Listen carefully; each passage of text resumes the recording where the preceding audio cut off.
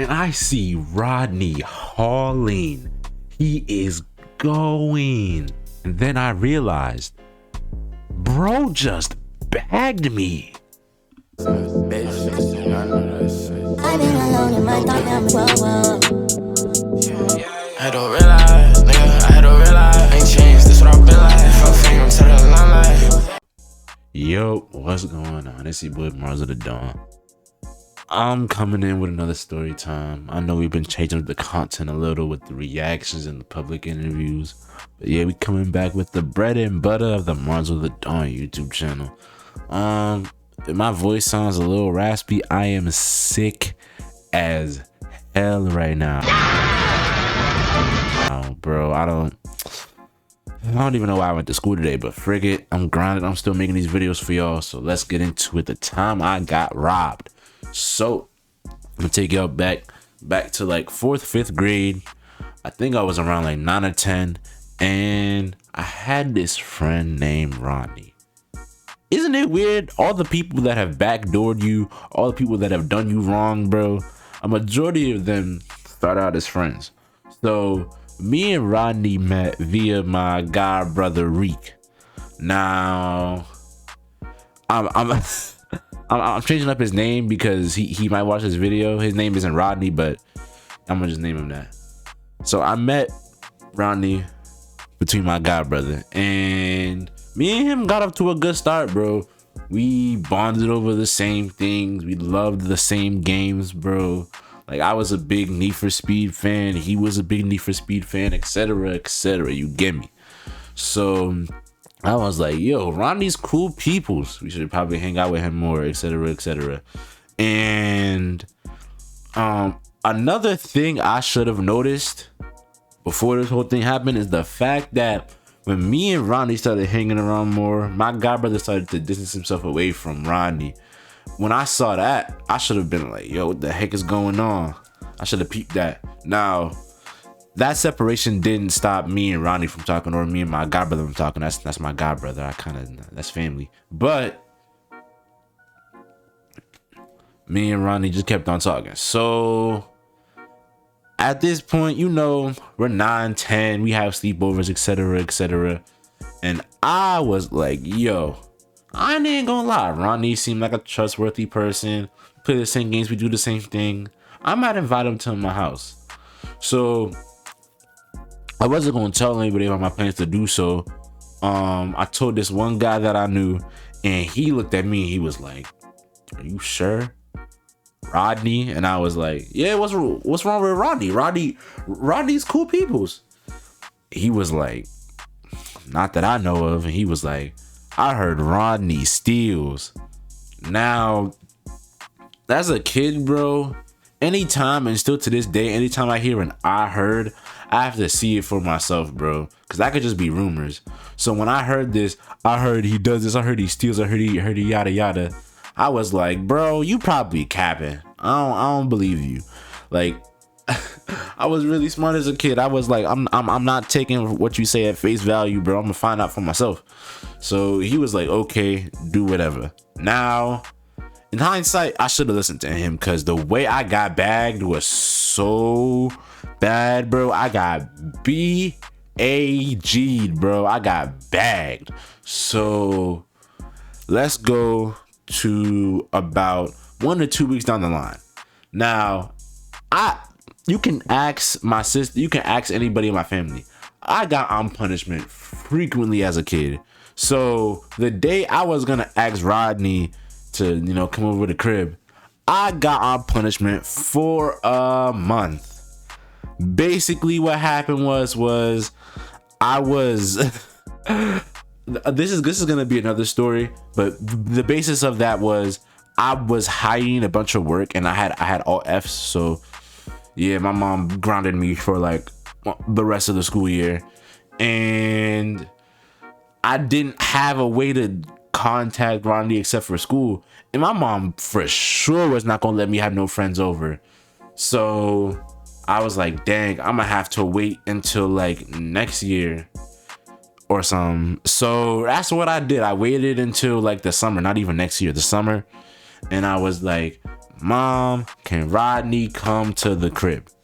Now, my mom was skeptical about anybody coming to the crib, but she figured, he might not be too bad, and let me just do this for my son, considering she basically put me in solitary confinement for a whole, like, month, 2 months. So, back into the story. So, my mom was like, okay, Rodney can come over. And I was hyped. I was like, yo, me and Rodney finna be on Need for Speed Rivals. Need for Speed Rivals was the most recent Need for Speed to come out. So I was like, we gonna be on Need for Speed Rivals all day. Now, if you remember my story of the babysitting video, you remember that I didn't have a PS4, I had a PS3. So we were gonna play Need for Speed Rivals on the PS3. Now, Rodney was rich, which is really weird. You would think that a rich dude wouldn't do something like this, but he did. He lived in Autumn Hills. His house was humongous, yada yada, whole John. And his dad had like a company in DC. So bro was raking in the bread. So he pulls up to my house in a Mercedes C-Class. I was like, dang, that man Rodney real life living like that. So he comes to the crib, walk him in, and we just downstairs on my PS3. Now, first thing I should have realized is bro was looking in different directions. Like every time I would talk to him, he'd be like,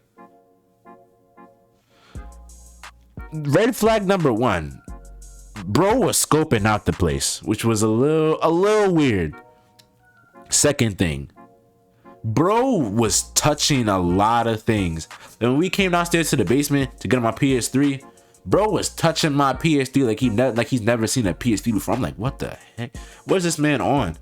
So after a while, you know, we kids, we get bored of playing Need for Speed, and we're like, yo, we should go outside. And he was like, yeah, totally. And I was like, I'm gonna get some clothes in my room so I can change up. And he was like, okay. And I was like, I'm gonna change up in the bathroom.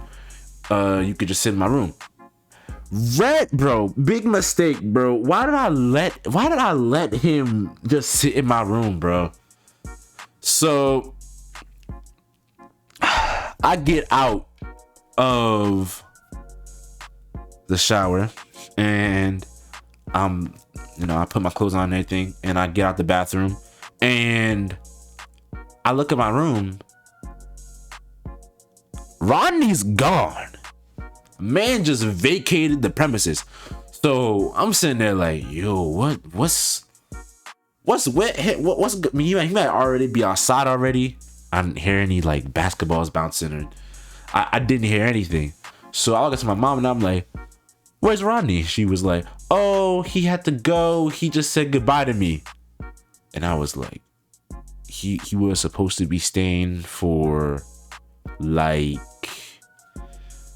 until 8. Why is he leaving at 5? She was like, yeah, he just said he needed to go. He's like, he's outside, you know. And I'm like, oh, okay. So I'm going to my room and I get my wallet out because I'm like, the ice cream man might be out. It's the summer, you know. I'm a W mans. I was gonna pay for both of our ice creams. So as I opened the drawer, I opened this exact drawer that I'm pointing to over there. I opened that exact drawer looking for my Star Wars wallet. That joint is nowhere to be found. Nowhere to be found, bro. And I'm like, yo, what the heck is going on? Something tells me to look out the side window. Now I'm gonna show you this side window right here, bro. Something tells me to look out the side window. I open this window and I just see Rodney on the sidewalk hauling. I'm like, yo, did he just bag me? I'm like, nah, there's no way. Bro just bagged me. So I'm like, nah, I'm not letting this go. So I run downstairs. I run out the house. I didn't even tell my mom I was leaving. I run out the house and I'm just pushing the burners on him. And if you in my area, you know where this is gonna be at. I chased bro all the way from where I live at to Middletown Road. Once we got there, I just lost energy and bro just kept on running. I was like, what? So I'm sitting there, I'm sitting there on the ground, just like, bro, this man took my wallet. Bro, I had at least $300 in there. And he straight bagged me. I'm like, what? This is the guy that I bonded over Need for Speed with? This is the guy that I did all this stuff with just for him to do me this cruddy? So I walk back home. I'm doing the walk of shame. And my godbrother Reek lives in my neighborhood. So as I'm walking down, he sees me. He's like, yo, what's up? And I'm like, yeah, what's up? I wanted to tell him, but I was like, nah, there's no point. He'd probably just say I told you so. But I get home, $300 gone. And he also, bro, he also tried to take my 2DS. That ain't work, bro. Bro tried to open the case and it ain't work. But I get home and I'm like, bro, I had to tell my mom. Told my mom, expecting her to be, understanding. Your 9-year-old son just got bagged, just got robbed of $300. She's like, you irresponsible. And I'm like, oh no. Bro, I get whooped, bro. I get whooped. And I was on punishment again for a month in the summer. And I've never seen that Star Wars wallet again, bro. Never again. And then I saw him in 5th grade. It was a wallet. So at that point, I was just like, bro, I don't care as much anymore. I really don't. At that point, I got more money. I was like, I don't care.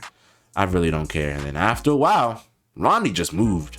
So I didn't really talk to him after that situation, obviously, because he stole from me. So, but if any of y'all in the Maryland area and you see a red Lego Star Wars wallet, contact me, please.